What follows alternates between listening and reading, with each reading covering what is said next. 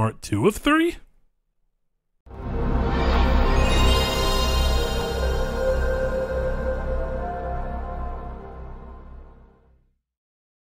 Hello and welcome to episode 36 of Triangle Squared. This is a PlayStation-based podcast, and I'm your host, Brett Beck. Alongside me, your other host, Saul Bridges, bringing you lucky episode 36. That's right. Saul, I'm going to talk normal now. Yeah, that was creepy. Yeah, I felt the warmth of your breath on my ear. I wanted to be like, you know, what do they call that? The ASMR, right?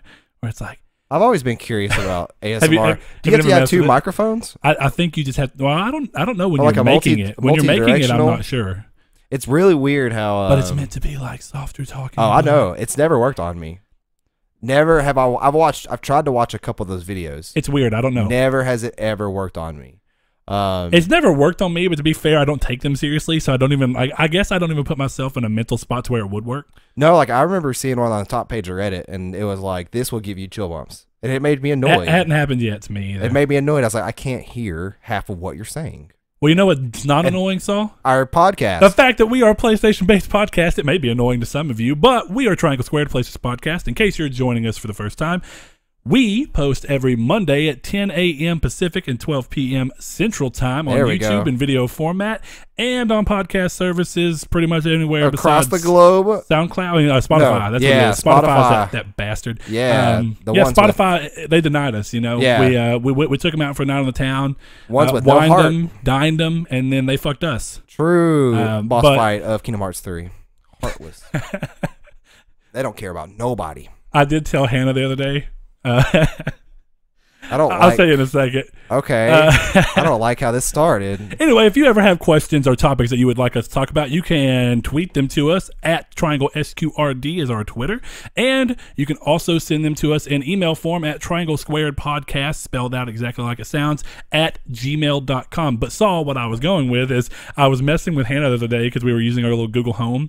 Right. And she was getting annoyed at what I was playing. So I was like, hey, Google, play Kanye West 808s and Heartbreak. And first thing it did to make me laugh was 808s and Heartbreak because, you know, it's robotic. Fully pronounced 808. But I was telling Hannah, I was like, wouldn't it be really funny if someone just took the entirety of Kingdom Hearts 2 and just stripped the soundtrack and then just made the whole game have Kanye West songs from this album on it? Like in the final boss fight, Heartless is playing. That would be sick. It would be super weird, but I would enjoy it. The ending cutscene between Roxas, you know, right as you're about to start Sora's arc in 2 could be graduation, and it'd be flawless. Sounds like we have the podcast kitty somewhere clawing on the wall. I don't know. Anyway, yeah, that would be very interesting, but then that would be not 808s, but I'd be all right with it just being Kanye West across the board. I was gonna say graduate. I would almost say graduation's the best one, so fight me. 808s and Heartbreak. Yeah, see, that's where we. You know, it's rare. We're talking about rap, and that's probably the genre I listen to the least of. But I have my moments. I've actually been on a rap kick a lot lately. Been listening to some Hobson, but this is a gaming podcast, Saul, it is. And I haven't seen you. This is Wednesday, to be fair. Yeah, I haven't this seen has you been since like 4 Sunday. days. Yeah, like we said, this is the second episode of 3 where we're going to be recording in weird time. Saul will be off in the Dallas-Fort Worth area. With family this weekend. So because of that, we were recording on a Wednesday. This is the only off day he had this week. So this is another weird, short-ish, kind of random episode. No news, no drop. Roughly the same as our old episodes. About an hour. So I'm not expecting to be too short. But Saul, have you done anything since Sunday at all? Not productive. Like I've worked, and I've played Final Fantasy 14 and World War II. The game that everyone apparently wants to play because of you. So you're doing a good job. Liam, I was actually in the middle of typing out the tweet when you said that we were wanting that you were kind of wanting to play it because of us or me, and I would go for it, dude. Like free trial up to level 30, that could take you quite a while. I mean, if there's you like some pace everything out, right? There is some limitations. I know you can't join a free company, which is like a guild. And those are something that you'll almost be invited to within the first hour of playing. You'll be walking around, and then the little chat window will pop up, and they'll either send you a tell, which is like a personal message, or they'll just shout it out into the world. And free companies are something fun. It's like almost an ongoing chat room between you and your clan, and it's always fun to get involved in one of those. So that is something you will miss out on, but you know, something to get your feet wet. It is a traditional MMO in the sense of that there are dungeons, and there is just a lot of weird things you have to learn, quirks about the game. There's a lot of fetch quests, and that is just the way MMOs work. Yeah, but that's fun. MMO game design to an extent. Yeah. Now, I like it when MMOs find a way to make quests fun. That's why I'm a big proponent, and I used to play it all the time, of RuneScape. I think they did a good job of making the quest fun and feel important and ever expanding, where I think a lot of games fail on that. A lot of games have like these one real big, we're going to super animate these, and it doesn't matter if it's animated.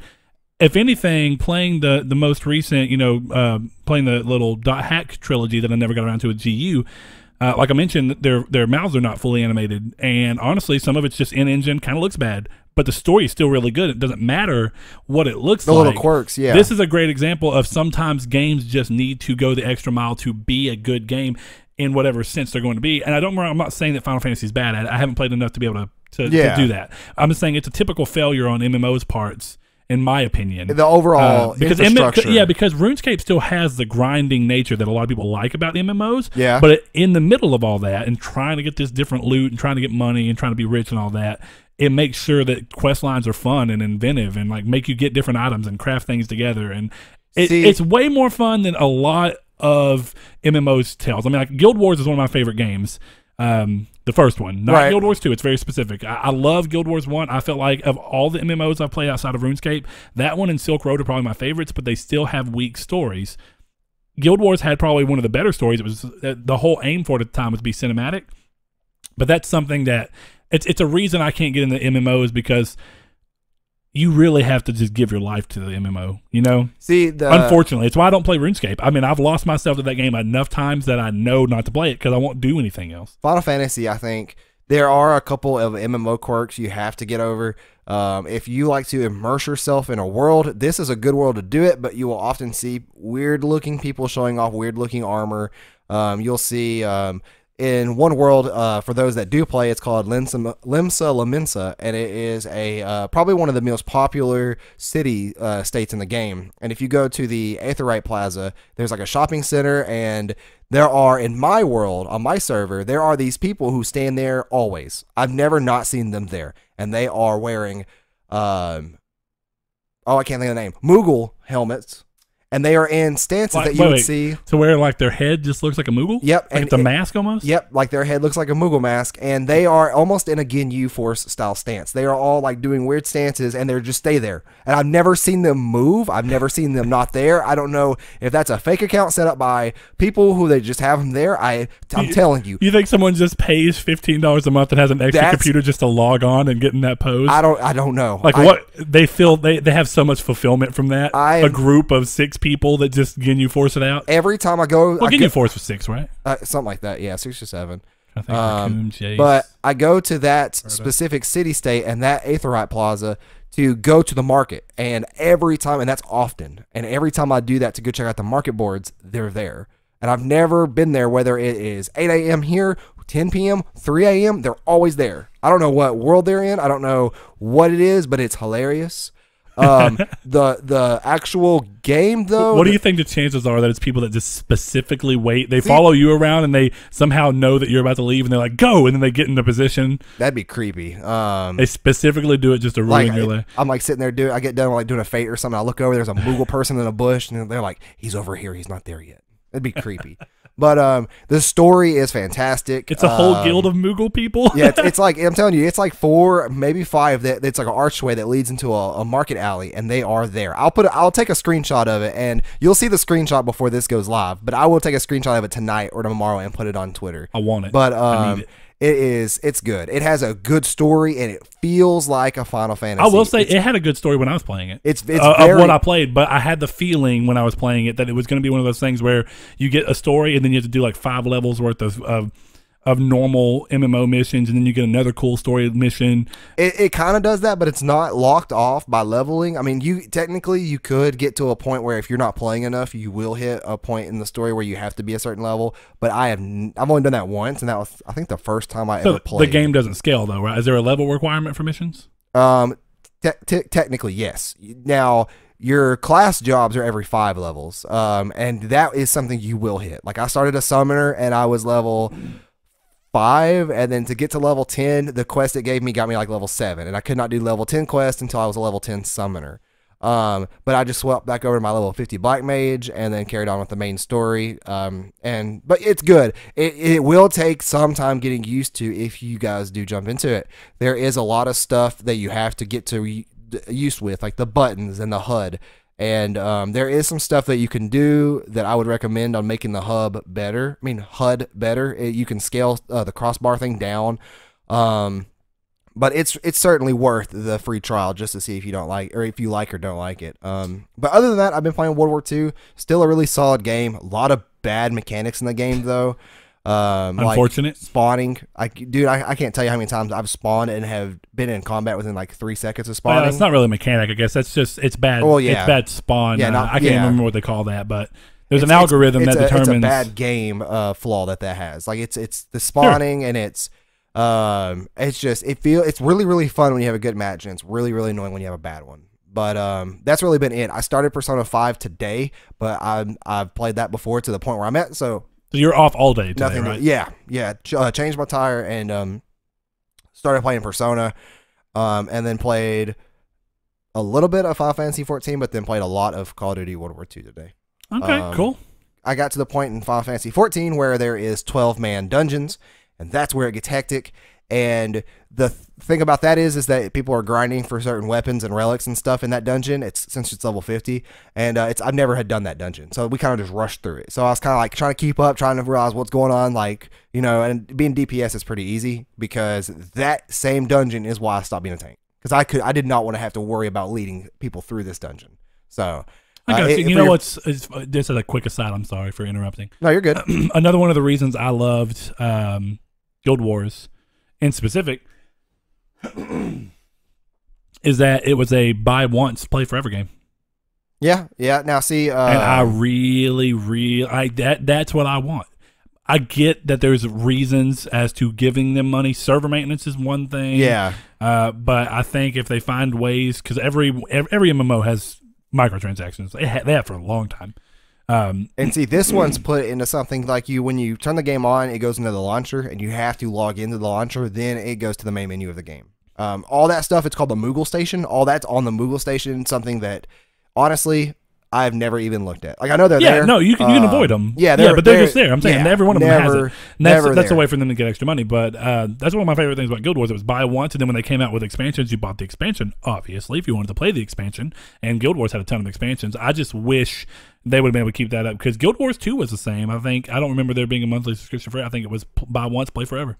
And see, this is the first MMO and the only MMO I've ever actually played. Did you ever even play RuneScape? I keep going back to that game. It's just, it was being a kid, for a lot of people, it was their first one. Being a kid, I did not like the point and click aspect of RuneScape, so I never played that. But I played WoW up to like a level 9 Blood Elf, I think is what that class was called, and that was also part of another free trial I did when I was like 14, 15. I've never been able to do WoW. It wasn't. Blaze loves it. Yeah, it wasn't super fun, but I also was 15 or 14, so I didn't exactly and you also didn't know what I was doing. That's also, I mean, it's not very far in the game. I played until like level 20, still not very far in the game. I didn't enjoy it either. Yeah. But okay, so what about you? I've rambled on about MMOs way too much. Well, I have had some unfortunate situations, so as for what I've been playing, I have been playing almost exclusively .hack. It's really good. Yeah. I did play a little bit of VR last night. Skyrim. What are these unfortunate situations? So it seems that with my cabinets needing to be replaced, that's separate from this. Right. That's one thing I'm worried about. I think the power supply on my PS4 Pro might be going out, because my PS4 Pro's turned itself off like 3 times now in the middle of a game with no reason, not overheating. So fully off or to sleep mode? Fully off. Wow. And then I have to hit the button and then hit the power button again. It won't let you turn it on with the controller. Have to hit the power button on the console twice with a pause in between the hits for it to even come back on. And then it says that the system was turned off improperly. Yeah. Google it. It's an issue that is at least big enough to have warranted a thread about it. And everybody's consensus seems to be that it's something internal, and you have to send the system off to get it repaired. So I may be going back to my 20th anniversary PS4 for a little bit while I get this one fixed, or I may just buy a new PS4 Pro and get. Apparently they're way too expensive now. I was like, I may get the Monster Hunter one, but they're sold out everywhere. People sell them on eBay for like $700. I'm grateful I have another PS4 in my apartment. If that me ever too. happened I to do me, too. I'm immediately going to grab that, cloud save everything back down, and just immediately. Just unfortunate. Now it hadn't happened to me in a couple days now. I meant to bring it up last episode because it happened the first time, but I wasn't sure what it was. It's on a surge protector, right? No, it's on a power strip, but not a surge protector. Oh yeah, get you a surge protector, my boy. Did you see where Xbox One X, Microsoft was advising you not to plug it into a surge protector? That sounds like that's a scam. Like, don't plug your thing in, pay us money to get I don't it know. fixed. I can't remember seeing the reasoning why. I don't even think they mentioned it, but it was apparently like it could cause problems. Which I don't know why it would. Really unusual. But people were like, what? I don't think I've ever heard of a company saying don't plug your electronic into a surge protector. Yeah. But so really .hack is all you've been playing though? Yeah, that's it. So interesting. I haven't even really been playing Vita. I've been pondering, and I mean to tweet Drinkbox and ask them out of curiosity why Guacamelee 2, which I'm hugely excited for, is only on the PS4, skipping Vita and going to PS4 instead. It's on Switch? unfortunate. I don't think so, but I don't know. I don't remember whenever I looked up whenever they announced it, I was just like, hey, PS4, because that's of what I have. Yeah. That's what I'm going to be playing it on. Even Right. if it's on Switch, I'm playing it on PS. I'm playing it on PlayStation. But it's unfortunate because they've been a big proponent of Vita and games for a long time now. I mean, their first games were out on Vita, the Mutant Blob games. But, yeah, man. I guess I've been just kind of like, I'm super excited for it. And the more I think about it, the more I'm like, but it's not going to feel right to me because I played the entirety of the first game on the Vita. And I feel like it's going to be weird playing that game again or playing a game that's so similar on PS4 instead. It makes me wonder, I want to ask, like, was their vision for the game too ambitious for the Vita to run? Or are they just trying to step away from the Vita because they know it's on a decline? Yeah. To me, I guess I don't get the hurt. I don't see why it would have hurt for them to do exactly what they did with the first game and just cross-release it. Something super interesting that I did not know, but I'm not exactly surprised because I know it's on the Android and Apple Store. Severed's on Switch. Not surprising at all. Drinkbox did ask us anything on Reddit, and I'm curious as to if that was to kind of plant the little seeds of potential developers for the Switch. Who knows though? I'm sure. I mean, they're a great they're a very studio from revered right developer here. at this point. I mean, Yeah. I'm not going to say they're just absolutely huge, but they have a following. Yeah. And they have since the Vita, and they were very supported on the Vita, and that following will likely just move with them wherever now. So I mean, it's fine. But Saul, that's about all I've been doing. Sadly. So for those who have tuning in for the first time, maybe ever, this is going to be a different episode, part 2 of 3, where we have no news, no drop. Instead, though, we technically said that, but continue. did we say that this episode? Yeah. Oh, well, there you go then. This episode, you're going to find out that Saul repeats himself because sometimes he zones out when Brett talks. Not all the time, though, but just sometimes. And then you'll find it out because I'll repeat what Brett has said. So today, I think we're going to go through some Twitter follower or Twitter mentions, and we kind of got some random topics today. It's not necessarily one stretched out topic, but we're going to kind of go over the Games Award and yeah, PSX. we're going to do some reader mail right now. So and so okay, so let's see what is going on. What with your glasses? I know, like the bridge of my nose just became insatiably itchy, and I don't know why. I don't know, but Saul, I actually like this topic. I don't know if I'm going to go with 5 game franchises. I think I can scale it down to 3 or maybe even 1. I saw that. I don't even know if I can do 5. Yeah, that's what I'm saying. I mean, to really think about it. But, okay, so this is from Alabama Gamers. Their topic is, you each take over development for 5 game franchises to make them more likable to you personally because you did not like the last game or games. What franchises are you taking over, and what are you changing?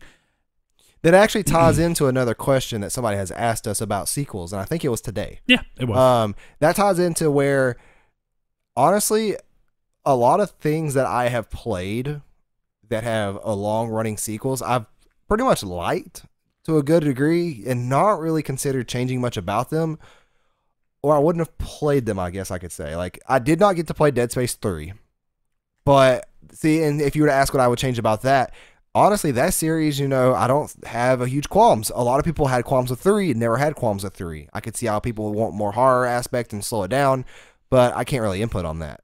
Now, if I was to say a series that I really do enjoy that could benefit from multitude of changes, really, it would be the Call of Duty franchise. You know, get that stuff boots back on the ground like World War II. World War II plays great.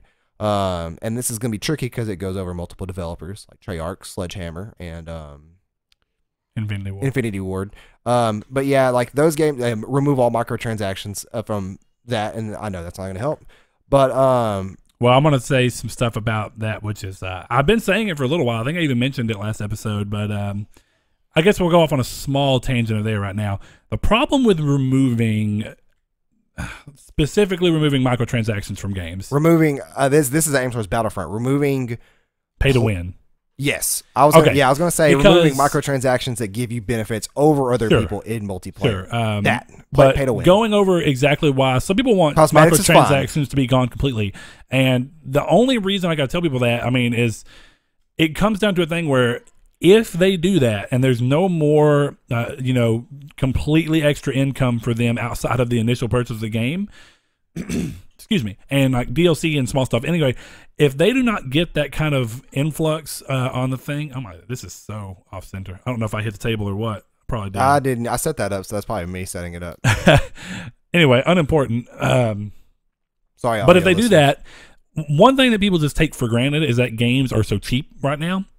And they just are. I mean, they have been. They've not changed. Me and Ryan were having this conversation, I think, the other day. $60 I'm fairly like positive. They've been $60. I mean, the last time that you saw games increase was from the PS2 to PS3 gen. It went up $10. PS2 games brand new were $50. PS3 games brand new were $60. You did not see a price increase this gen. And I think that games are more expensive to make now than they've ever been. That's just true. It's a fact. It's amazing how some developers that have games that are full price. And I may be wrong. The Last of Us had not pay to win, but any microtransactions. It did. I'm fairly positive. I think that's it had what I was curious cosmetic ones. But that's neither here or there. That's a good question. I'm not quite sure. I'm fairly positive it did not. I mean, I'm fairly positive that it did. But in terms of a lot of people kind of just like go to war when people say this, but honestly, game prices should probably be more than they are, or at least more than they are on a game by game basis. Because I mean, it's interesting that I'm saying that games are more expensive than they are. Games are cheaper than they've ever been, and they're in ways they're getting cheaper. Ratchet and Clank $40, and like Hellblade, Crash Bandicoot $40. Hellblade $30. $30, and they were smart, pulled that back. But there's been plenty of games that were $40. Knack 2 I think was a great game for $40. There's been a lot of $40 releases that I think were just smart on Sony's part to do. And there's been, I think, a couple of Recore on Xbox was $40. Yeah, something like that. So, yeah, games are getting cheaper, but they're trying to experiment with what a game's value is versus what they think the market will be more likely to accept it at cost-wise. And then weird kind of points in there like length of the game, multiplayer. Yeah, there's a lot of different things. I mean, but realistically speaking, games are more expensive to make now than they ever have been, even in the PS3 gen, and yet they still did not get a price increase. Yeah. Games as a form of entertainment are cheaper per hour out of usual gameplay experience that you get. The entertainment per hour cost is honestly cheaper in gaming than it is in any other form of entertainment that's major, like movies or television. Excuse me. So people want to complain and go, games are too expensive, or if games go up in price, they're too expensive. But realistically speaking, I expect them to go up with whatever the next generation is by probably $10. Yeah, 10 or 20. And honestly, if they go up to $70, I'm okay with that. And like I said, I think there are games that justify a bigger price point. I mean, it's a great deal that they were able to release The Witcher 3 at $60, but I honestly think they could have hit $80 or even $100 and been okay. I think a game that I personally would have been okay with paying more than $20 for, I think is its price. Terraria, I would have paid $60 for that. Yeah, that to me, I got so much out of that game that it was a full. It was worth more than some full cost releases that I play these days. Yeah, it worries me for the people who can't afford these kind of games. Exactly, so it becomes to be a thing because it kind of splits them off from the general fan base of those games too, which is never good. It's weird. There's a lot to it, but honestly, games might go up. So that was a quick aside, and it really wasn't quick, but I just wanted to mention that because people are complaining about microtransactions, but right now they are kind of just filling in and delaying the raise of a price of gaming because they have some form of extra income. Right, and by microtransactions, I mean pay to win. I'm fine with Overwatch style loot boxes for cosmetics. I'm fine with that. And I'm not fine with pay to win, and that can always die. I don't care who it is. I don't care if Destiny today came out and said, you can get this new pulse rifle that's better than anybody else, but you have to buy it with a Bright Ingram, I'm done. Like, I'm already pretty much done with that game until it gets fixed. And that leads me to the other point of his question is, like, what other, like, development would I change for the betterment for myself? That would be Destiny. And all I'm going to say to that is, Bungie, listen to the player base. I've read so many comments, so many threads that have pointed out problems with the game and how to fix it, and Bungie just needs to listen to these the how complaints. to fix it is a little more murky because the people who are suggesting these things do not know how the game works and a million different things that they may not understand. Some of the things are as easy as going back to Destiny 1 style things. Sure. And then some of would it work. Some of it comes down to it's a balancing act. I mean, right. While some people there may be this vocal minority that has one problem that they're really just harping on. You're seeing it online. It seems like it's big, but the rest of the people are happy. And then you change it from the rest of the people that are happy that aren't being vocal about it. Do they suddenly become vocal because you changed something they liked, but they just didn't care to express that they liked it? Well, you know what I mean? Like, it's a weird balance because anything you do, you risk alienating part of the fan base. Well, something so simple as hand cannons on the PC version have no bloom. But in the consoles, they do. There's no reason there for that, really.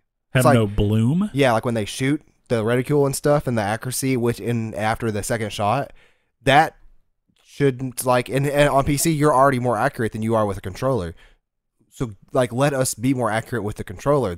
They didn't have bloom in Destiny 1. And if they did, they still played better than they do now. That's something they can easily fix. And that's been an outcry since almost day one. Since almost day one, hand cannons have been seen. Not a big hand cannon guy. So. Yeah, I love hand cannons, and I've seen tons and tons of people say like hand cannons need to be better. But generally, that like just Bungie, do what Jeff Kaplan and the guys over at Blizzard do with Overwatch. Take in what the community's saying and at least put together and piece together and apply what will work, because it just a lot of it needs to be more fixed. Transparent, which I feel like they're getting better on. Like when there's a problem, admit there's a problem. Say, hey, here's a problem. Here's what we're going to try and do to fix it. Work with us. It may not work the first time. It may, it's a balancing act. Yeah. Work with us. We'll work with you. I used to have, between me, you, Joe, and like 4 others, plus RJ, and then a couple other people. I had at least 8 to 9 people on my friends list on Destiny every day. And I have not seen those people on Destiny since, including like 2 weeks. Joe. Including Joe, and that's the big one. That right there. I haven't played Destiny 2 in like a month. And when he's on, he's playing Crucible. He's not playing the actual game. He's playing, or the PvE. He's playing Crucible. Yeah. But yeah. So like, as far as like that question for Alabama gamers, I haven't really thought about that in any sense of the word or any kind of sense of the topic or question, deeply at least for me to remember it at this point. But I could definitely see some good points being made for other franchises I don't play. There's one that already kind of happened for me. I wasn't a big fan of the Assassin's Creed franchise. And they've kind of gone back and added everything I want. I like games that are I like games that are more RPG-ish. They've added a skill tree. They've added gear. Not necessarily to the level that I'd like them to add gear, but as a first attempt and a first go, I like it. If in whatever game they do next, they can fully expand that to where you have different helmets and different clothes and stuff like that, and they can really find a way to work that in, kind of Witcher style. I think that'd be really cool. Trying to think of like other big franchises that I really I'm not a big fan of. It's hard to really think because you kind of ignore games that you don't like all that much. And you just like, and sometimes it's easy to ignore. Well, but it's like, and I get what he's trying to say, but I think it's sometimes like you don't even think about a game in that direction because a lot of the times the games that I don't like, like I typically don't like turn-based games, but I'm not going to fault the game even in my own mind as for being turn-based and think it should be something else. Well, I think his question is that like how would you change them to make them better for you? I get that. Can you read it? But how do you make them better for you? And I guess he's saying that they're not bad games just because we don't like them. Well, he also said last game, which makes me wonder if this was aimed towards prequels, like if there's a series. Sequels. Well, I mean, because he's saying it's a series. Yeah, they're franchises. Yeah, like it's obviously not a franchise, or not typically considered a franchise if they only make one and then they're kind of done with it. You know what I mean? Like that's a lot of people think a franchise is more of a series-oriented word. So with that being said, it's hard to really think about series that I would really sit there and just change because a lot of them are just fundamentally different than me instead of it being like small, easy tweaks to do. I mean, you could go out on a limb, I guess, and you could say like, I would like to see a very, very cinematic, story-driven Zelda game, but that's kind of not in the vein of what Zelda is. I mean, I've said it plenty of times. I think Breath of the Wild is a fine game. It's just overrated. In my opinion, I think that people gave it a lot of points for doing things that games have been doing. Some people say, well, it's putting it all together. Still didn't feel that good, and the game gets very repetitious quickly. The main goal of the game is, honestly, you just find yourself kind of just washing and repeating, going, okay, I'm going to go from this shrine to this shrine to this shrine to this shrine. It becomes a big part of the game because the game kind of pushes you to want to do that. Yeah, you can just go through and play the story, but the game wasn't near as narrative driven as they made it seem like in the trailers when they finally showed voice acting. They were like, it made it seem like it was going to be a very narrative driven experience, and then it just wasn't. I think the game series did a whole lot better being more aimed at the kind of whimsical top down. Just do something. I think that Link Between Worlds was just a much better game in every sense of the word. I think it was a more concise game. It was shorter, sweeter to the point. Honestly, thought the story was better. From the story, I didn't beat Breath of the Wild, but I got through 3 of the Sacred Beasts. And even throughout that part, I just wasn't having very much fun with it. Definitely once you figure the mechanics out and the fun of learning the mechanics, it really just dropped on me. So I mean, that's about one of the only things I'd say is take a franchise like that and just kind of change it up. Like Sonic, I guess, is one. Like I didn't play Forces, so I have no real word to say on that. But the 3D Sonics have been doing kind of bad. Changing that up, I think it would be making a cooler story and kind of trying to dial back and do what's good about controlled. Like I don't think that they need to be open world 3D platformer. For me personally, I don't like that. It's why I already don't like Mario. I definitely don't want Mario Odyssey. It's why I liked Jack and Daxter to an extent, but I liked it more when it got towards being more of an action game than a platformer like the first one, because while it's a fine game, open world 3D platformers, their cameras just really get in the way of the platforming. Yeah. So I could see that. I still love them, but I could see your complaint with that. Like Knack 2 this year just showed me a great example, and Crash Bandicoot games being re-released, of games that have very tight camera control and give you a camera shot that lets you understand how you're going to make your jump instead of swinging around every time you're doing something, or you moving it around while you're trying to make a jump and then messing yourself up because your depth suddenly looks different now that you've jumped and you've swung the camera. There's a lot of things to be said. I mean, my personal opinion is I think 3D open world platformers have never been just a strong suit in gaming, but I know other people feel differently. I feel like they play very awkwardly and clunky in comparison to controlled camera games, specifically in platformers though. So. Yeah. So let's see. I know No Fate had a really good one, and that's kind of Well, let's see real quick, because I want to see Sean Santarude real quick, just kind of tying off that other one, was the How About Games sequels that ruined perfectly good series. I think that everything that really happened in the Crash series post Crash Team Racing was just a slow decline. So, I mean, I'm not going to say there wasn't anything good about them, but I definitely would say that the Mind Over Mutant and Crash of the Titans were 2 games that were just... I'm going to have to look at my trophies. Not great, and really, really just nailed the coffin in what I really liked about Crash Bandicoot games. So those are definitely one of them. I don't want to say it ruined a good series, but I definitely would say a sequel that was just weaker was still a really good game, and I enjoyed it.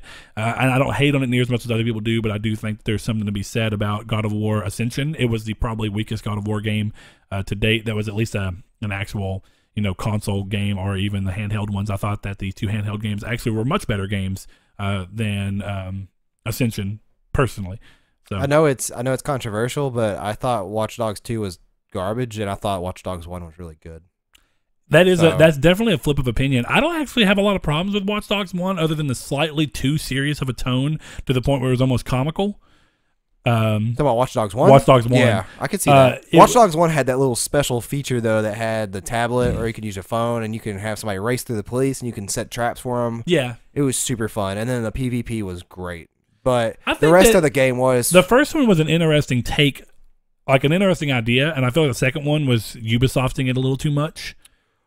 Oh, what is the third Borderlands game called? That's not really the third. The pre-sequel. That one killed the series for me. That game was garbage. Yeah, I did not like the humor in that game. Didn't play it, so I have no real... It wasn't, to me, once again, my opinions, wasn't nearly as funny to me as Borderlands 2 was, or even Borderlands 1 for that matter.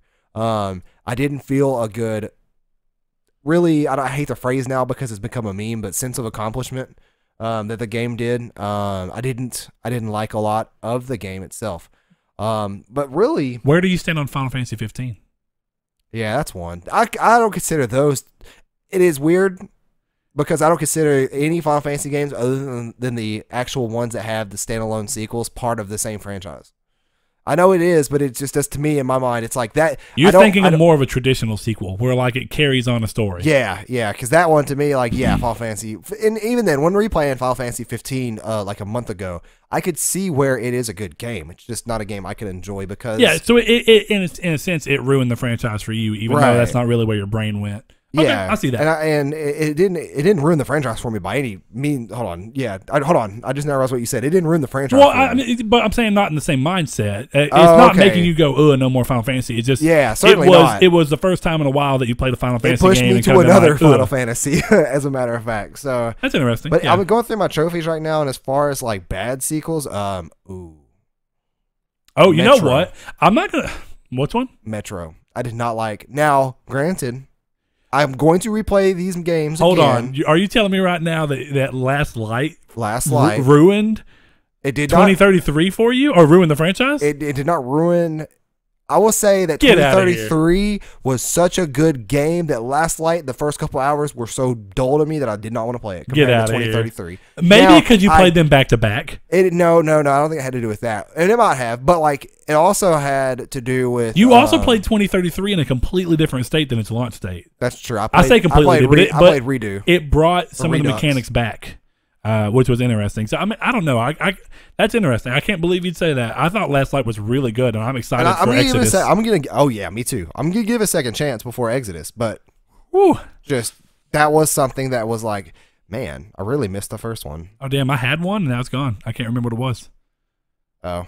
I was trying to think of a Metal Gear Solid title, but then Metal Gear Solid 5. No, that ruined the franchise for me. Actually, I'll go as far as to say Ground Zeroes ruined the franchise for me. Well, I was gonna say 5 is the last. I'm pretty sure, unless Konami. No. Well, Survive. No, well, no. But you're talking canon. I'm talking about Kojima.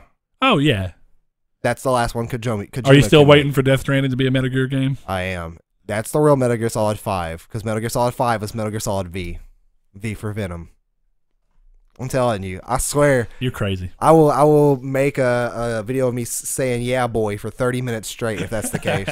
But it's not gonna happen. It's not gonna happen. But I was thinking, I was like, Metal Gear Solid didn't really have a game in the series that disappointed me so much that it tainted the series. And then I thought of Metal Gear Acid, and I was like, you know what, those games are really fun. So like to anything, it's like, man, I wish I had a PSP to go back and play Metal Gear Acid 1 and 2. All right, let's see. Moving on to No Fate. So the other Sean One Neo's. His was the PS4 brought a much-needed, wanted party chat feature that the PS3 lacked, meaning we can now arrange better game nights, playing games together, or just hanging out while having our own individual experiences. But we don't do any of this now that we have the option. Thoughts?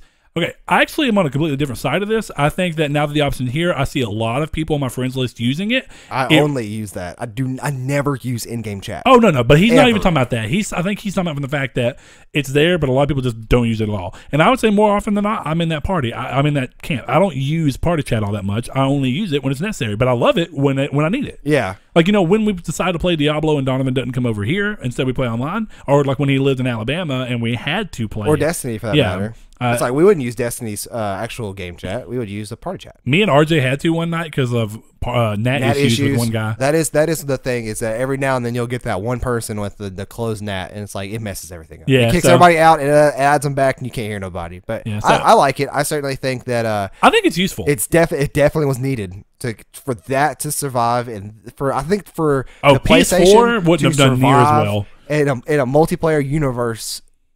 It has to have it. Well, because you got to think about this. What are some of the biggest games? Minecraft. That's a game people like to play with their friends. You want to chat with them while you're each playing at your own house. Bam, you need party chat. There you go. All right. And I don't even think that game. Does that game even have integrated integrated game chat? I don't think it does. I don't know. I've always been a party chat. I've never tried. Another perfect example of that. One of the best selling games of this generation, and I think best selling game of all time now. Right, Grand Theft Auto 5. I was going to say Call of Duty 5. Yeah, Grand Theft Auto 5. Grand Theft Auto 5, that's a game that you're going to play, and you're going to want to specifically play with your friends, and you're going to want to be able to talk to them. Call of Duty games are a good example of that, though. The Destiny games are a good example of that. And RJ can vouch for us, and even Ryan can vouch for us, is that when we play games, we don't always focus on the game chat as a game chat. We have random conversations. We talk about movies, TV shows and stuff. You can't necessarily do that in an open-ended chat because you'll have somebody just calling you all kinds of vulgar words because you're talking in their chat. And that kind of goes back to what he's saying is like, you know, it makes it easier to arrange like playing games together and just hanging out or even hanging out while you're having your own experience.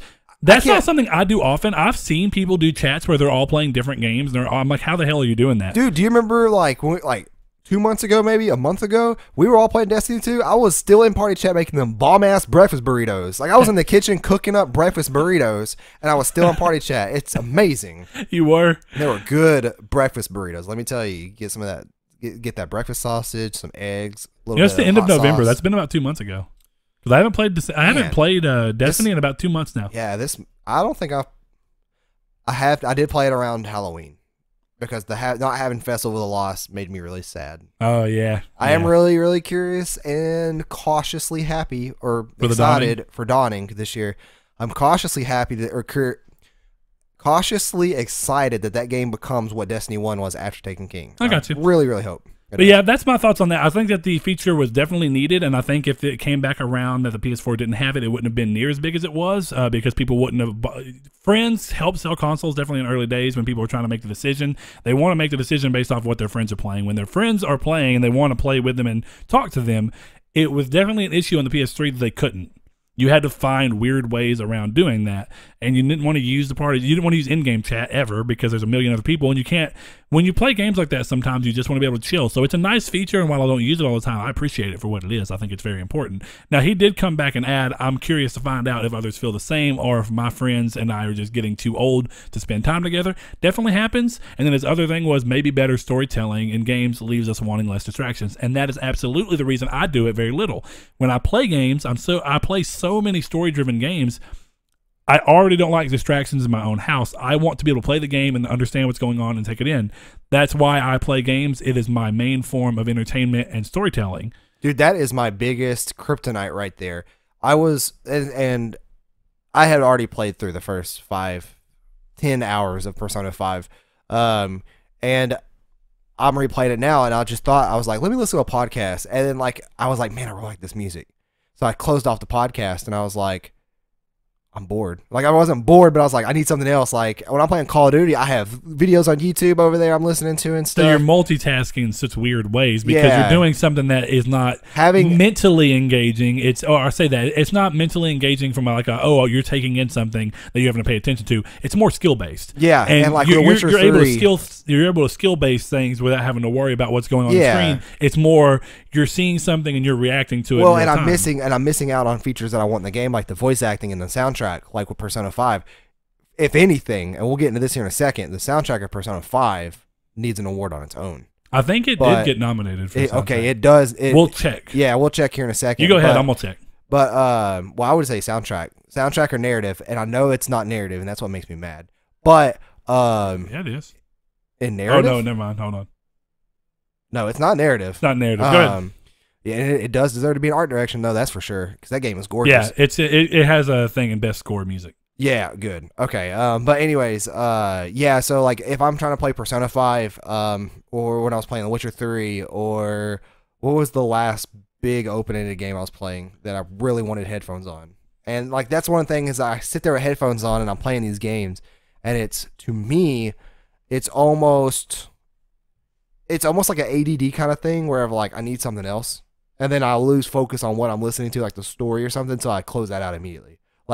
With Horizon, it was lights out, no distractions, headphones on for 15 hours straight. And that's what I want Persona 5 to be. So you need something just right there to I need to be immersed in these I'm with you. I'm with you. Yeah, I mean, that's definitely it. I don't party chat while I'm playing story-driven games, and that means that most of the time I don't party chat because I play mostly story-driven games. And when I was playing Destiny 2 and finishing up the last half of the campaign, I was doing with Joe. Anytime a cutscene happened and Gaul was in it, everybody was muted. I went through and muted everybody. I was like, nobody's talking during this and ruining this dialogue for me. So, well, that's why I love the gold headset.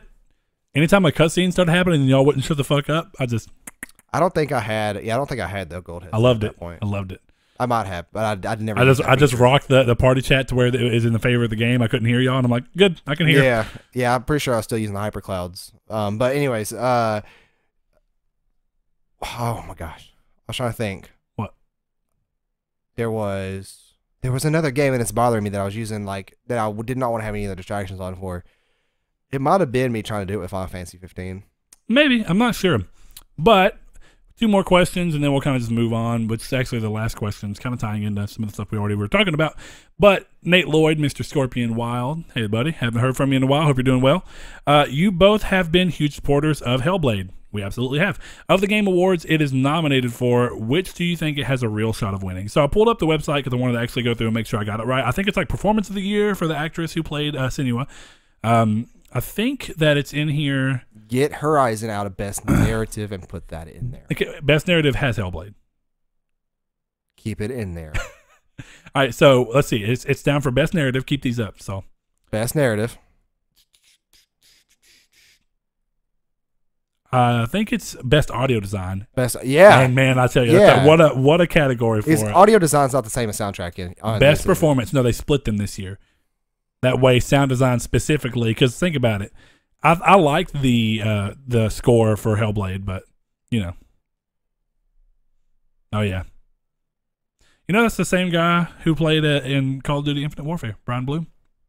Yeah, he looks super familiar. Yeah, but he looks just like his character in Call of Duty Infinite Warfare. He does, yeah. Reyes.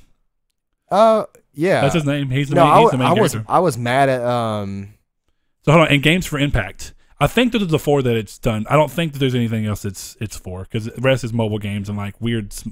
Hey, is Animal Crossing? I hope not, considering it's been out for like barely at all.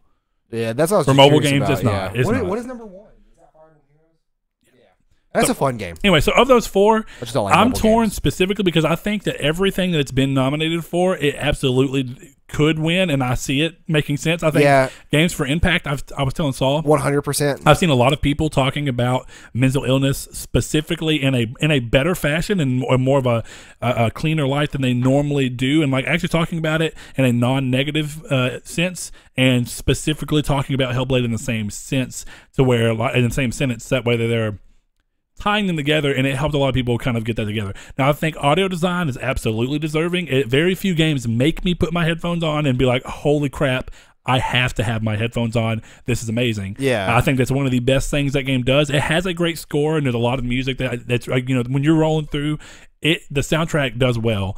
But the sound design and how it ties into the way this game plays narrative-wise is essential. It is essential. Yeah, and that's why it's hard for me to want to split sound design and narrative, because I think that they're so intricately combined in this game. Like they're tied together. Right. And it's really hard to want to separate them from me, because I do think the game had a very good narrative. Now, I talk about this game all the time, and I know some people think I'm just kissing, but hey, I love the game. It is what it is.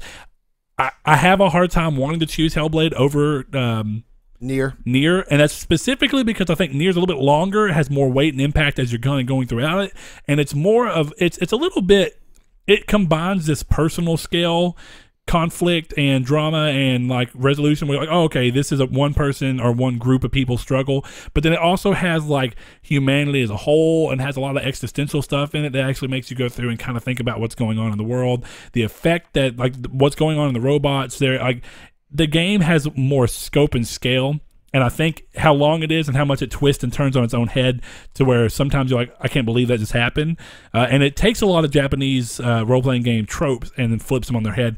I just think that the narrative of that game as a whole had more impact on me, but I think in the short period of time that Hellblade was out, the Hellblade was, you know, a campaign, 7 hours, 6 hours, something like that. I think actually, no, I think I said it took me about 8 to 9. So regardless, with that being said, I think it was a very good narrative, and I think that if it won that, I'd be okay with it. Definitely more, to me, there's only 5 games in that category. It definitely deserves narrative over every one of those games in that category to me, from what I have played. Yeah, because you haven't played Nier, so you have no clue. To play I'm with you. I'm with you. Now, I do want to say the last one that we haven't talked about, the last one we haven't talked about yet, is Best Performance, and that's Melina Juergens or something like that. I can't remember her name exactly. This was her first time performing in a game. She works for Ninja Theory. Yeah. She was part, I mean, she ended up, like, I think there's an interview where she talks about she was there for, like, just testing everything out. And they ended up liking her and kind of just wanting to use her. Yeah. And they coached her through it and everything and kind of helped her get to a point where she could really do the performance. And I think she did a phenomenal job. I think. Certainly now, so, of course, there's there's a lot less character interaction than in other games. So her performance is widely focused on her own battles within herself, and they're very closed performance. Like, it's all about what's going on with her and no one else. Personal. You're not playing off other people very often. Yeah. A lot of times it's very internal struggles, but it's shown in a physical manifestation throughout the game, because that's kind of what the game's about. So I think that for a lot of reasons, in comparison to the other people that are there, Laura Bailey, Uncharted, Lost Legacy, Claudia Black, who is Chloe, and Lost Legacy, Laura Bailey. Are those that deserving? It was a great game, and I think that they were good performances. Aloy for Ashley Birch, again, great game. Brian Bloom, I didn't play Wolfenstein 2, but I did not think his performance in Wolfenstein 1 was very worthy. So I don't think. Ashley, I have to say, I think in comparison to the competition, I actually see her winning. Yeah. I personally do. So, I mean, of the ones that I think it probably will win, I think it will likely win Best Performance. I hope it also wins Best Sound Design.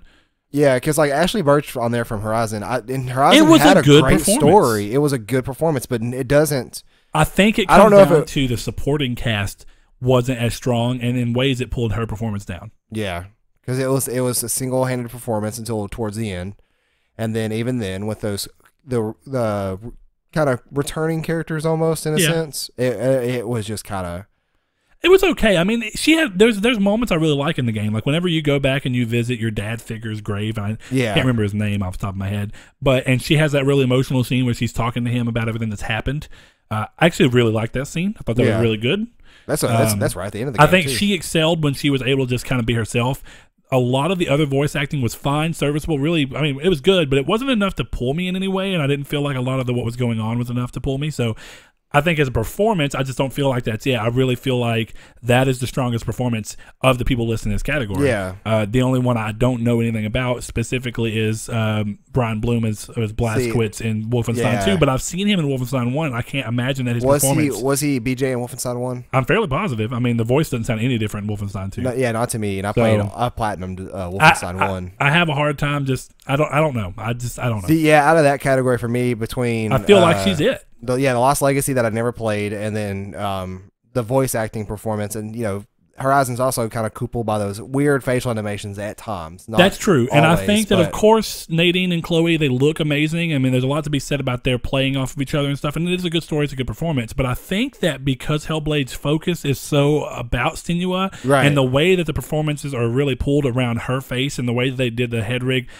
They do a lot of zoom ins on her face. You could see a lot more emotion and expression. I feel like she goes through a wider range of emotion than you see the other people do in these other games. And I think that adds a lot to the performance. And because of the fact that it was dealing with something with such societal weight as mental illness and doing such a good job at portraying that in a way that makes you feel like you understand what it is like for these people, at least a little bit, that's enough to me that it was powerful. See, I guess that's the best way to say it. It's a powerful performance, whereas the rest of them are not powerful. They're just good performances. My whole opinion on that is that the last cutscene of the game, after the final boss and everything that you have with Sensua, is more powerful than all of Horizon Dawn to me. I agree. Yeah, it's ridiculous. I actually agree. And it's the way she's looking at the camera, the player, the soft voice for the first time really in the game, Yeah, then how angry she is in that scene too. It's really good, but Horizon doesn't come close to me for that. So that's all. I think best performance and best sound design are the closest. Those are the ones I feel like it will absolutely best win. Narrative and best sound design for me. That game as a narrative pulled me. Well, and I guess you agree with me over performance though too. So well, it yeah, seems like Well, I'm talking about just standalone. I honestly have a feeling that it could win in every single one of it. I have a really hard time with best audio design going to Destiny 2. There was never a single time in that game where I was like, oh yeah, I don't even think, and no, I'm wrong, there's a couple of cool moments in Destiny 2. I don't think the score deserves to be on there. Well, for me, no, the score is certainly good, especially during those couple of story missions. But is it award-winning good? For the soundtracks, it's up there, yeah. The only moment that I could actually be like, that was a really good, powerful moment, and the score is what made it, is the beginning of the game when you're going through when you've lost your powers. Yeah. That's about the only moment that had like a real impact on me. I was like, wow. Well, I like that particular piece, and I'm pretty sure it's the same piece, but it's different parts because I've listened to the soundtrack on YouTube. Yeah. But it's at the very end when you're running on the rooftops to get to Gaul. Okay, I see that. Yeah, that was really cool. That was actually pretty cool. I don't know. So I guess we'll go ahead and just go into The last question we have here is from Mr. Steve Bill. Oh yeah. Hey, Steve. Wait, did we just get that? Yeah, he when we started recording. Okay. Sorry about that, Steve. Oh yeah, we're good. We're good. The last question we have, and it kind of goes into something we want to talk about anyway. You know what? Before I do that, I want to say I have problems because I've talked about this with a couple of people. I have problems with the Game Awards as a whole, and Saul, me and you loosely talked about this, so I kind of want to spend a moment on that. I have a problem with the way the Game Awards is actually structured at this moment. I feel like there is a lot of games in there, like something that's been a lot of debate with a lot. I've seen a lot of debate in it. Specifically, is that for the Game of the Year, the Game of the Year nominee, PlayerUnknown Battlegrounds in there, and that's a early access game. It's. I mean, part of me understands why it's there. The game has done so well this year, but Fortnite is aping up on it and really getting to a point where it threatens to overtake it. This may be the only year that the game can get the recognition of it being a big deal, and it was a big deal when it first came out. It's calmed down a lot. People aren't talking about it near as much. Fortnite's done a good job. I just feel like of all the games on this list, it's the one that makes the least sense. Dude, this list sucks. There are so many better games than Breath of the Wild. Or wait, hold on. There are so many more games that could fit into Game of the Year category than Breath of the Wild, Odyssey, Unknown Battlegrounds, Persona 5, and Horizon. Now, I do want to say most of the things only have 5 or 6 nominations. Right. So that's specifically. Now, don't get me wrong. I can't say anything about Odyssey. I expected it because all Mario games end up doing it. Breath of the Wild, I still feel like, to me, Breath of the Wild is a solid 8 out of 10, which is nothing to be ashamed of. Well, see, but I just don't see it being. And of course, that's everybody. There's people that I know I think Nier should be in there, but I know there's people that don't think Nier was very good. Well, and I'll leave my personal inputs for these games kind of aside. Unknown, yeah, because if we do happen to do a Game of the Year award for ourselves, or even a Game of the Year episode for us, delve into it a little more. Yeah, I want to leave everything for that, but. There are better games of these, or there are games that are just as good as these top 5. And in my opinion, I don't think Horizon belongs on that list.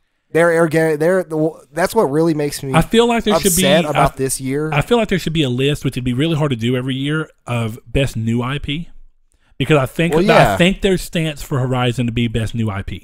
Yeah, and see, my whole thing is that, I'm not trashing Horizon as a nominee. I'm not saying it would win. It's a good game, but I think that it does deserve to be noticed as a big new IP. I think there maybe even should be an award. I don't want to say this, but like the biggest change for a series. I don't know how you'd word it for a developer. Like, I think that there's a lot to be said about the fact that Horizon comes from a studio who has always made Killzone.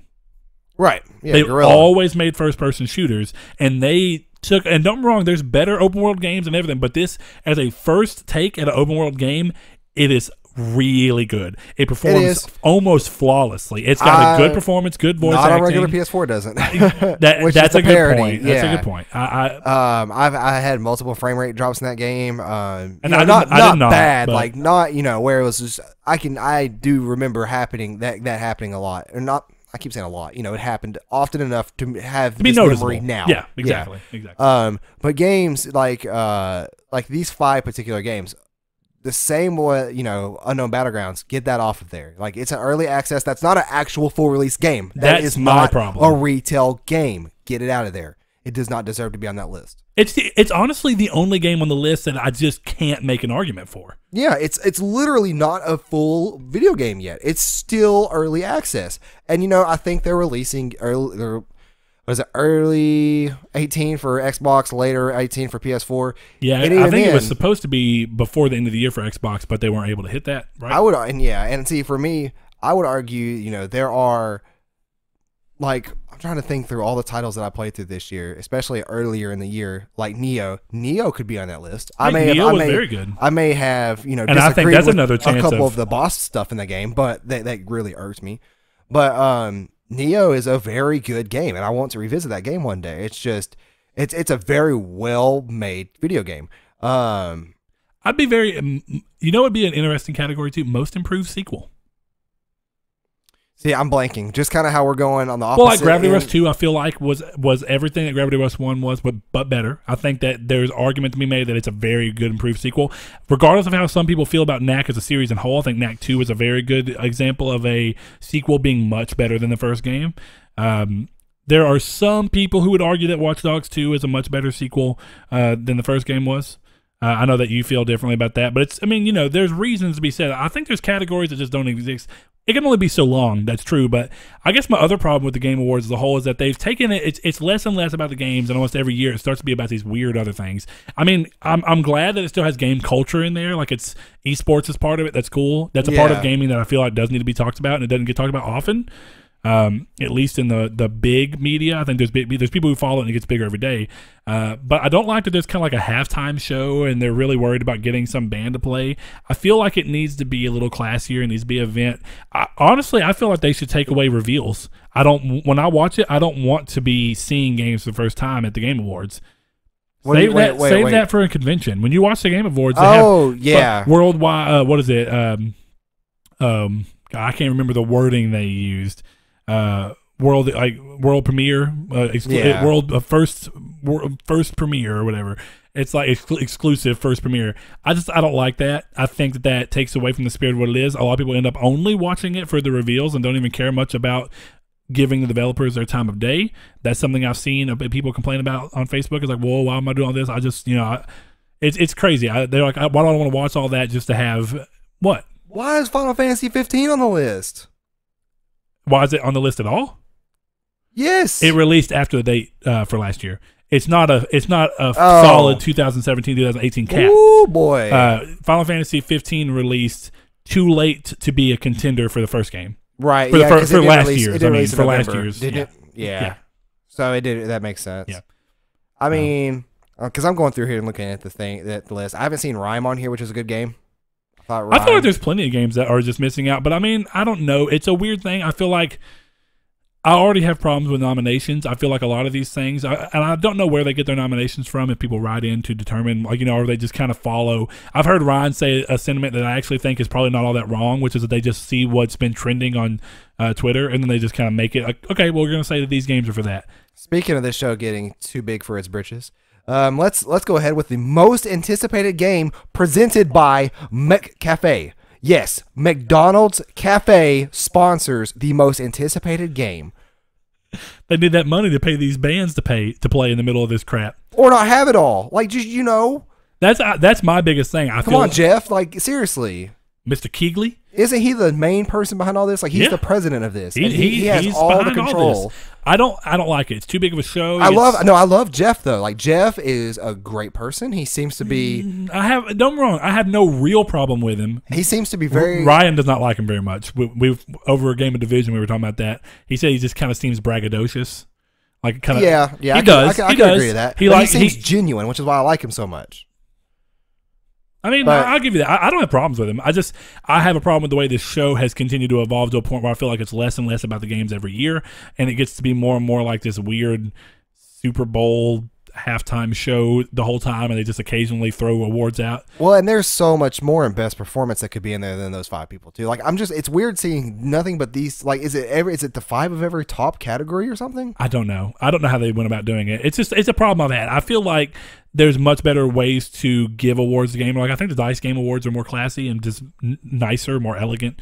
I don't think I've ever watched a little those. more focused. I mean, they're more closed off because they're not an event. He makes this an event, and he's like, you're going to see bands and reveals. Don't give me reveals. I just want the developers to have a night where they're thanked for the work that they've done, and that they are, people look at them and go, hey, this is your achievement.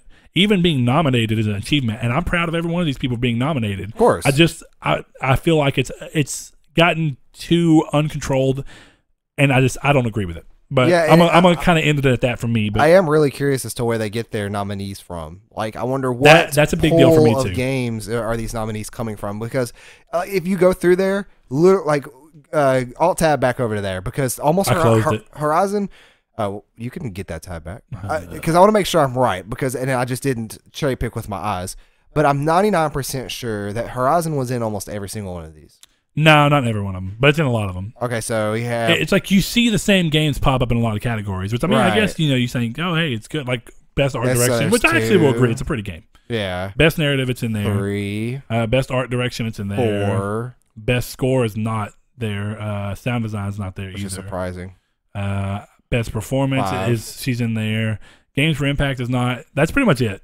Those are the main 5 ones for them. See, that's what I'm saying. Like, the way it's broken up is just weird to me. But Saul? Yeah, I'm really curious as to where they get these nominees from, and it's just they give us the user potential to vote for these things, which is great. I think that should always be a staple of the show. I feel like the user potential to determine what's on there. I feel like it should be an open poll. That's what I'm saying. You go in there and you write in what game you want, and even if it's a game that wasn't talked about bigly throughout media outlets, for gaming, like, which don't get me wrong, most games, if they're big and if people like them enough, then they get on there. But there could be these weird little underdog games that end up rising up where a lot of people vote. A lot of people will vote for it to be a nominee, and it surprises people. Yeah, and see, like, it would be cool that if the nominees were user driven too. Yeah, I'm really not going to say that they're not. I don't know they might about be. it to know. They very well might be, but I don't remember seeing. And I used to keep up on this show constantly back in the day.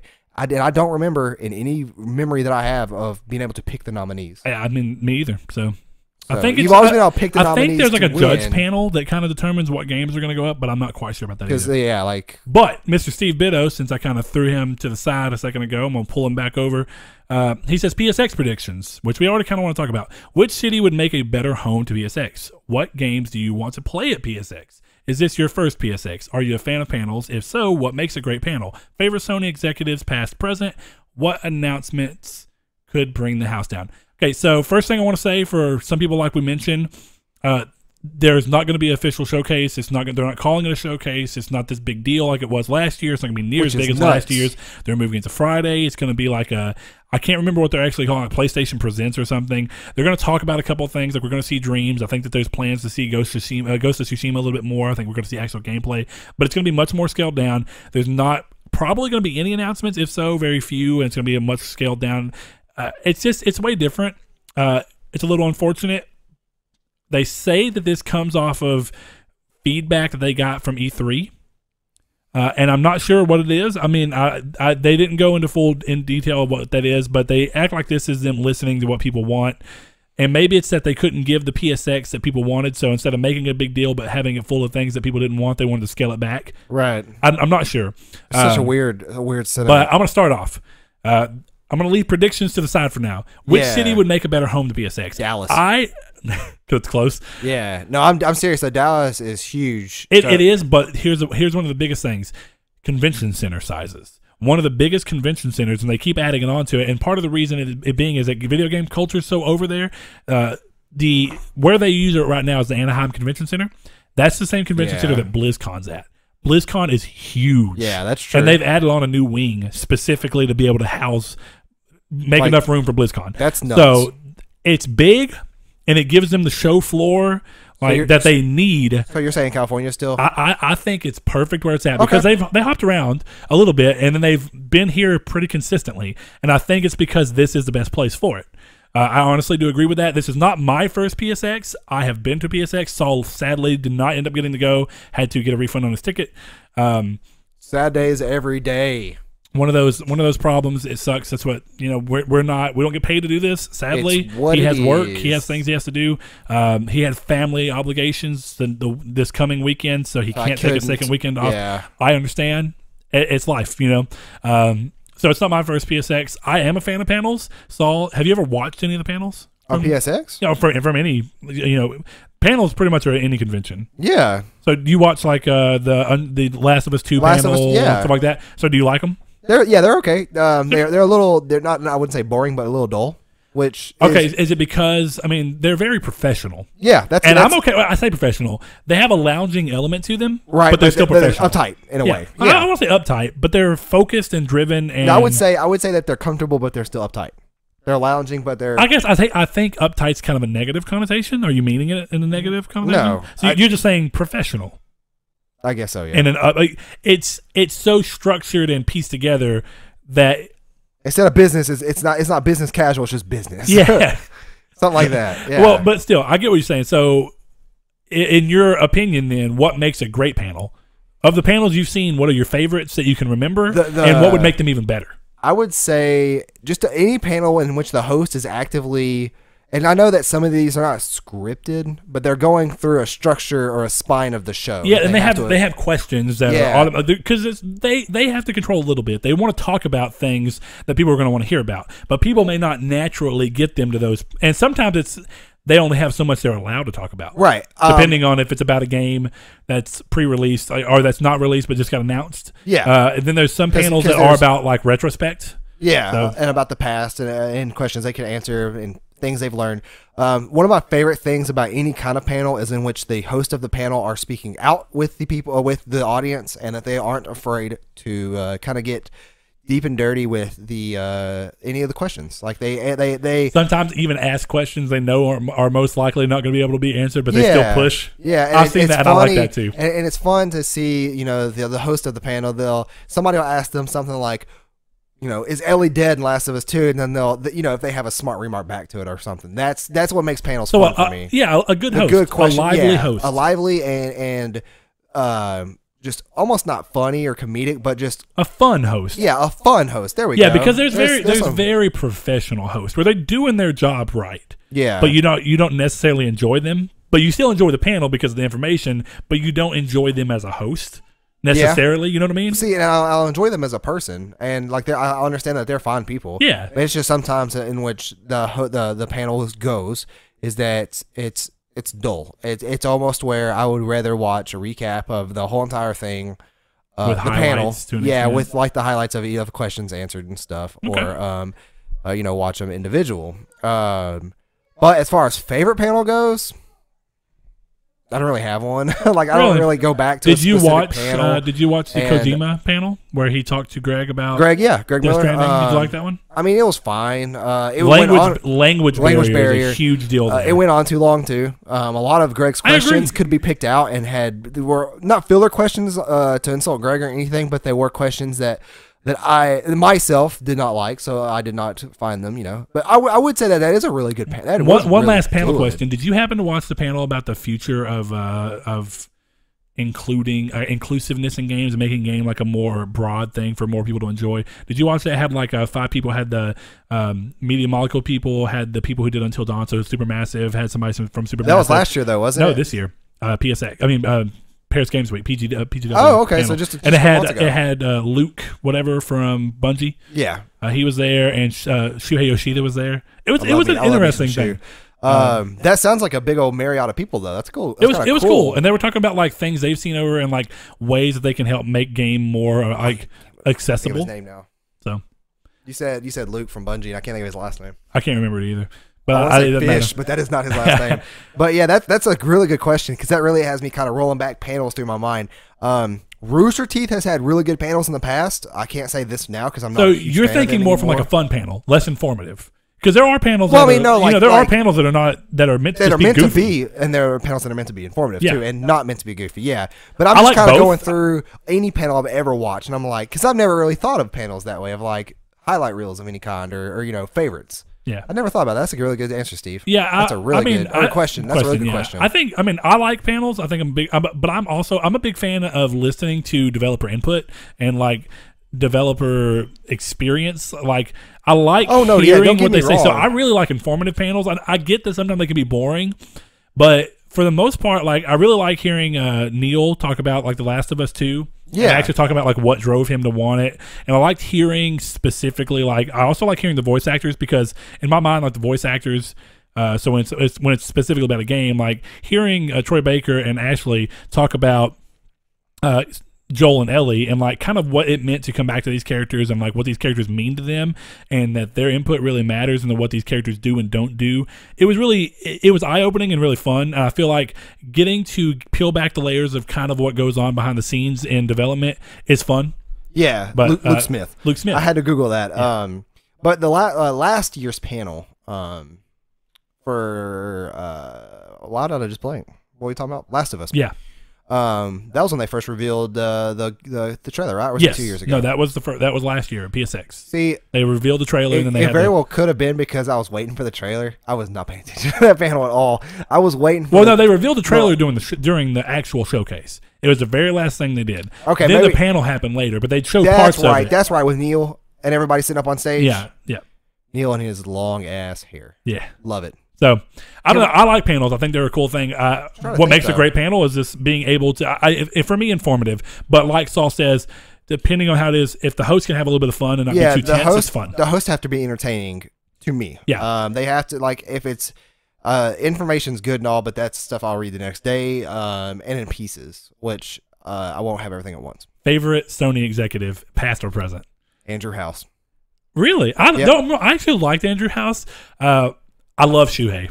Shuhei is good too. I love Shuhei. Partially because sometimes the language barrier makes him even funnier to me. Sean Layden? Jay Layden, almost, yeah. It's funny. Great E3 host. Dude, have him every year. Every single year. I was like cautiously about him at first. No. When they announced him, because when they announced it. What was it, 3 years when ago? Jack Tretton said he was leaving. How long has it been now? It sounds funny. It's been 3 or 4 years. It was years? Right after It was the first E3 after PS4 launched, I think.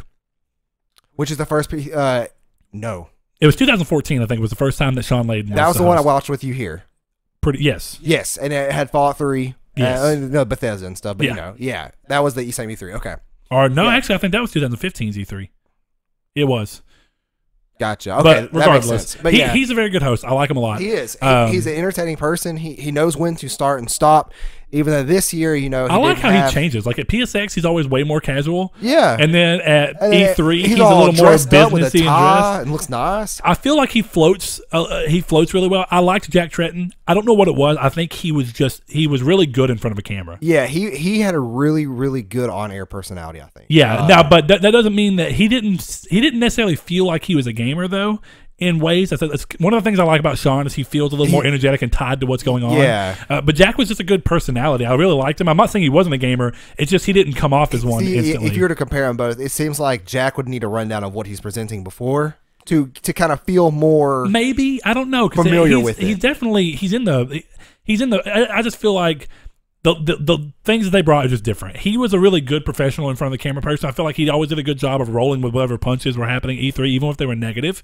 He just kind of rolled with it and did it fine. Yeah. But I feel like the way that Sony streamlined E3 and the way that Sean Layden he interacts with the crowds, I feel like they have a really good mix right now. Yeah, he is. But Shu's really always good. Fun. And now, Shu too. Don't get me wrong. Shuhei is there. Shuhei. I always say Shuhei. Don't know why. Never have gotten it over there. Even with the ending part of the old. Oh my gosh. P.S. I love you. Singing with Shuhei. I used to say that instead of singing. Lord. Like they would literally say singing with Shuhei, and I'm like, oh yeah, singing with Shuhei. it's one of those things that when you first pronounce it, you can't get over the pronunciation that you have wrong. I got you. Like I still call Suicune from Pokemon sometimes Suicune. Just because that's how I pronounced it when I was like 11, whenever Gold and Silver came out. Dude, you caught Suicune yet? Yeah, Suicune. Ask Seth, dude. I'm telling you. Go up to Seth tomorrow and be like, "Hey, man, have you ever seen Suicune?" He'd be like, "Who?" Oh, guarantee it. But yeah, Andrew House always seemed genuine of a dude. He always did. I'll give him seemed that. To care about. He Sony. was very business oriented, but he seemed like he was cool and down to earth. Yeah, I'll give him that. And I could fall asleep to that man's voice. Okay, I'm going to go off a whole different route, though. Technically not a Sony executive, but one of my probably favorite memories of just Sony in general, and I really thought it was a good E3 that they did this. Do you remember, and I can't, hold on. Oh, man. What were you bringing up? Like, what was the event? I know the guy's name. It's killing me right now. Well, don't. It was the commercials that they used to have. Oh yeah, you're talking about like the PS3 stock commercials when it was the really energetic older man who's probably around 50s. Yeah, and they ended up firing him due to some contract breach because he was. Wasn't his name Andrew something too? No, hold on. Just type in PS3 commercials and it'll pop up, guaranteed. I love him. But man. yeah, dude, he was really. Oh yeah, I forgot about that weird commercial. But the baby one. Oh, but yeah, he was really good too, as the kind of the Terry Crews of Old Spice to him as a PlayStation. He was a really good spokesman for that kind of matter. But because he had, that's him. Yeah, I know. I think is it Adam or something? Hold on. I thought it was Andrew. It might be Adam. I have to find it, but I loved him. And up until now, I knew his name. I don't know why it's killing me right now. Because we just all of a sudden started talking about it. He's always reminded me. His energy and how like he was so funny. Yeah. Those are some of my favorite commercials they've done. But that E3 that he came out and gave the gamer speech Oh, was yeah. so good. So scripted, but so good. Dude, no, super scripted, but it was just so good. And that's probably one of the most fun E3s that I feel like PlayStation's ever had. It was just jovial and like, it was very out there. But he reminds me of the old school Crash. Is his name Kevin? I don't think so. Kevin Butler. Is it? Okay, that does not sound right to me at all. I don't know why I can't remember because it makes me think of those old Domino commercials. It was like, it'll grow in, Kevin. I don't know. I don't remember that either. But I was thinking the about Oreo commercials where they eat, and then every time the camera pans away and comes back, he's got more of an Oreo beard. And the kid, the teenager, Domino's commercial, yes, when they used to have Oreo pizza. But continue on. But anyways, but yeah, it was dessert pizza, by the way. It wasn't. I know. Just still, that's rich. But Kevin Butler, I loved him, dude. He was just so funny. I thought it was Andrew again. And then when you said the other name that started with the A, I can't think what it was called. Adam. I was like, that may be right. But he's always reminded me of that same energy from classic Crash commercials. Oh, yeah. With Crash out there standing with the microphone, or what is it called? Megaphone. Yeah. Those are fun. But what was... So the last one is going to be PSX predictions / what announcement could bring to the house. I've already said, I don't know if you saw the rumors going on that Devil May Cry 5 and Soul Calibur 6 were supposed to be PSX reveals. Do not care about Soul Calibur 6. Give me some Devil May Cry 5. That is what I want to see. Did you see the new rumor where apparently it's not going to be ready for PSX, but it is happening? It's a rumor still. Well, wasn't it the voice actor for Virgil... I don't commented on it. Somebody I don't remember that, but I think it was the voice actor for There's Virgil. been rumors going on that it was supposed to be at PSX as a big announcement. Maybe with PSX scaling back, they're moving it to something else. But if it does happen, is that your Megaton announcement? Bloodborne 2. I actually hope that happens. I just don't think it's going to. I've seen so many people want it that it needs to be wanted into existence. But do you feel like that's a PSX scaled? Do you feel like that's a scaled down PSX announcement, or do you feel like that's a next year E3 announcement? That would be. You know what? I don't know. They took a chance in the first time. You know, the first Bloodborne Bloodborne games. I'm trying to think. What was the difference of time between Dark Souls 1 and Dark Souls 2? Like 4 years? No, 3 years. Yeah, it wasn't 2 years. 2 or 3. Google that for me real quick. Fact check me. I want to say it's 3 to 4 years, and I want to say 4. And I could be wrong, but Dark Souls 2 came out in 2014. I do remember that. Yeah, we were, not too long after release. I got the collector's edition, but maybe like not even a year after release. Dark Souls 1 was because Demon Souls was 2010, so Dark Souls 2011. Okay, so 3 years.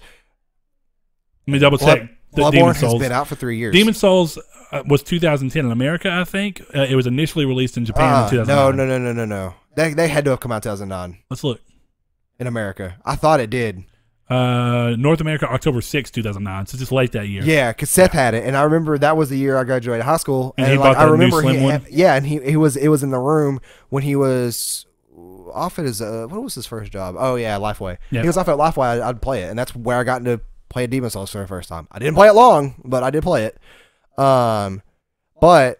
yeah, so let me think here. So Bloodborne 2 would bring down the house, but you'd be Bloodborne 2 would perfectly bring happy down the house. I'm gonna call it again the same way I wanted to call Ninja Theory. Hey. I mean Sucker Punch. What? Oh yeah, I got. I said Ninja Theory because the game. Yeah, it's Hellblade, but all that stuff too. Yeah. But more importantly, if they, I don't care when it is, when they announce Bloodborne 2, we're gonna see them nips, boy.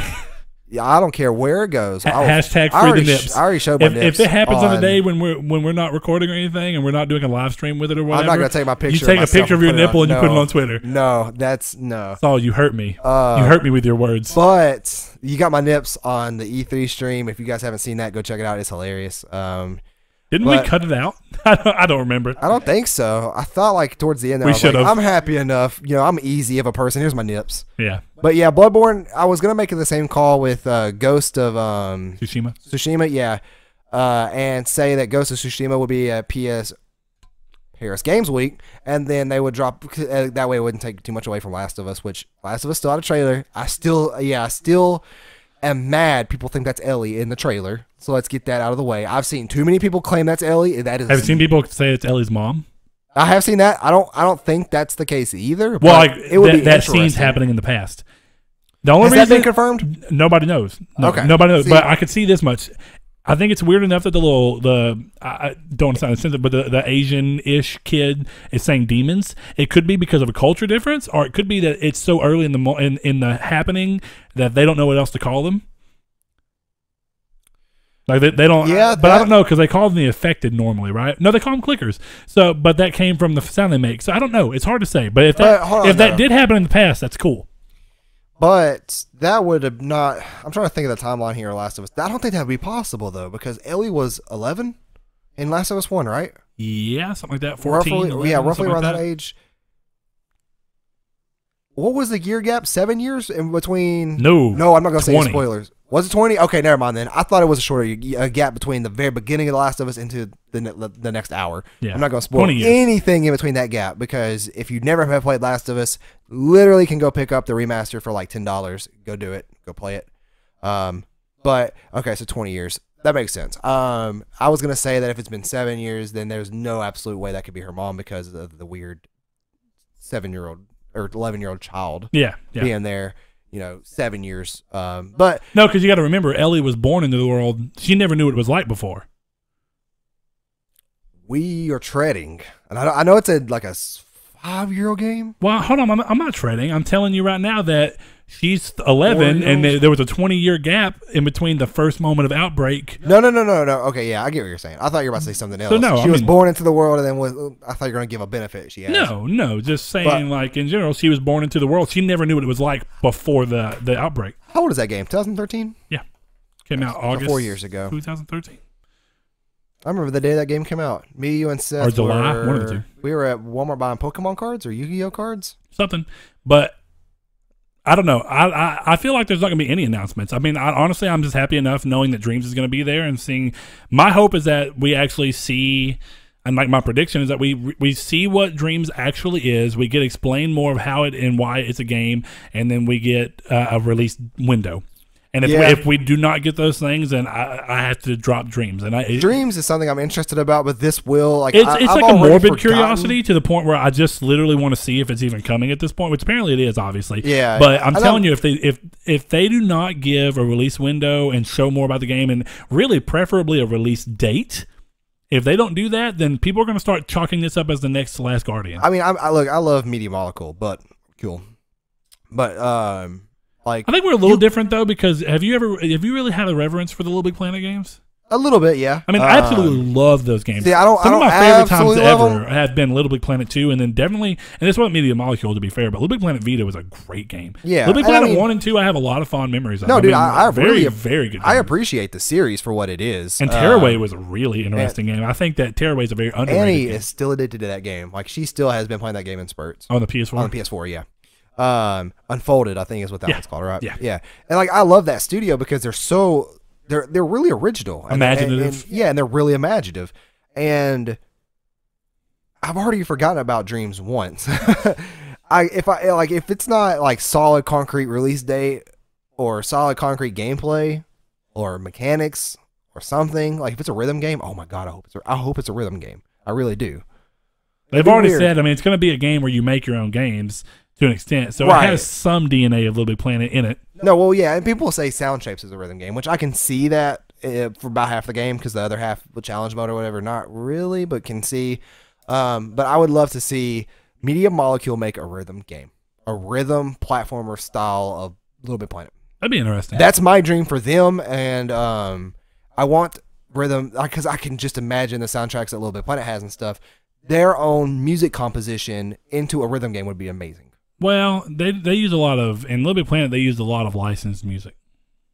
Did they really? Yeah. All of the little tunes. I'm not going to say none of it was original, but they used a lot of licensed music. So like all the tunes in the background and stuff, and all like little sound effects. Yeah, like that's all licensed. Yeah, that's not made by them. No. Who'd that come from? It's European stuff. I mean, that's actually UK stuff. I mean, they're UK based. Yeah, so I've actually heard I'm pretty sure I've heard that exact song that I was just doing on like a Peppa Pig or something. One of those. Weird. Or maybe it was The Hive. All the child shows that my daughter loves. See, I spent a summer spending nights on and off at my friend's house, and he used to have Little Big Planet 2 for PS3. I'm pretty sure is what it was. Maybe it was 1, but we would spend a lot of time trying to create levels, and we would spend more time trying to screw each other over while playing the game. So that was what's slapping fun each about other. it. So fun. Just everything in that game. Man. But I'm really shocked right now that parts of that soundtrack did not come. Little Big Planet 3 is a sequel that just did not live up to the rest of the series. Dude, I remember. Even though I liked it. Who bought that game? Me, for Thanksgiving. Yeah. When we did Friendsgiving, I mean. I remember we played that game for like 20 minutes and stopped and watched South Park or something. Yeah. It was okay. It's just because it didn't leave, like, everybody was not bored with it, but. It was weird. I don't know. It was a big change. Interest. It was a big change for the series, which I guess they had to be bold enough to try and make that change. But was there a PSP Little Big Planet? Yes, there was. I wonder if Seth had that or if Probably. I had that. Only had 2 layers instead of 3. Yeah, I think Seth had that, or I had it installed on the hacked PSP. Probably.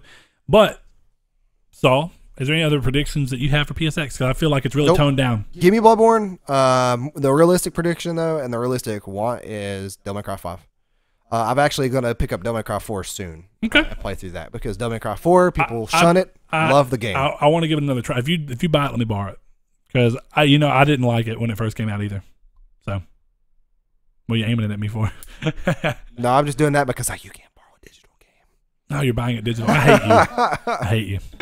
It's all fine. I'll buy it myself. But Saul, I think that is all. This actually ended up being a pretty long episode. An hour and a half? Yeah, man. We just talked and talked and talked. So sorry if you didn't like it. But hey, if you did like it, we answered a bunch of your questions. And talked about some stuff we were already going to talk about. So until next week. Just don't be mad at us which for is our another opinions. short, weird episode whenever Saul's back and before we go to PSX. Tune in next week for another odd episode. But then we'll be back to normal when we come back to, I guess that'll be episode 38. Will be our normal again. Yeah, because 37 will be the last one. Yeah, so episode 38 will be a normal episode. But hey, thanks for joining us. And like I said, if you want to follow us on Twitter and you have a Twitter and you don't do it yet, we are Triangle SQRD. And you can email any questions you'd ever like also to us if you don't prefer that.